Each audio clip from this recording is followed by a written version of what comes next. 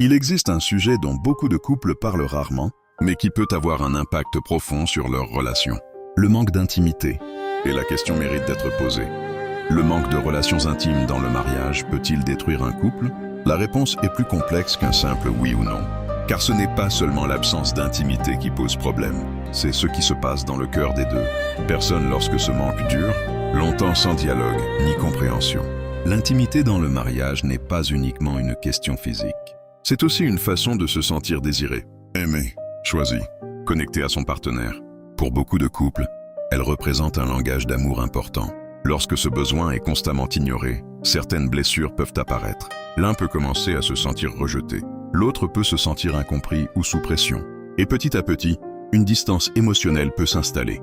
Le problème n'est donc pas uniquement le manque d'intimité. Le problème est souvent le silence qui l'accompagne. Parce que lorsqu'un sujet important devient tabou dans un couple, les frustrations grandissent dans l'ombre. Les malentendus se multiplient et chacun commence à interpréter les choses à sa manière.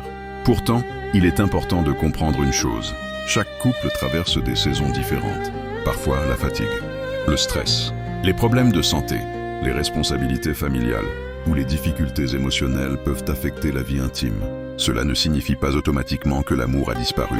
C'est pourquoi la communication reste essentielle. Au lieu de s'accuser, au lieu de culpabiliser l'autre, au lieu de se fermer, il faut apprendre à parler avec honnêteté et bienveillance, à écouter les besoins de son partenaire, à chercher ensemble des solutions. Car un mariage solide ne se construit pas uniquement sur l'attirance. Il se construit aussi sur la compréhension, le respect et l'engagement. Et même dans la foi, Dieu nous rappelle l'importance de prendre soin l'un de l'autre. Non par obligation, mais par amour. Non par contrainte, mais par désir de préserver l'unité du couple.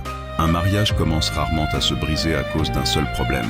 Il se fragilise lorsque les problèmes ne sont plus abordés, lorsque les blessures ne sont plus exprimées, lorsque chacun souffre en silence. Alors si cette réalité existe dans ton couple aujourd'hui, ne laisse pas le silence prendre toute la place.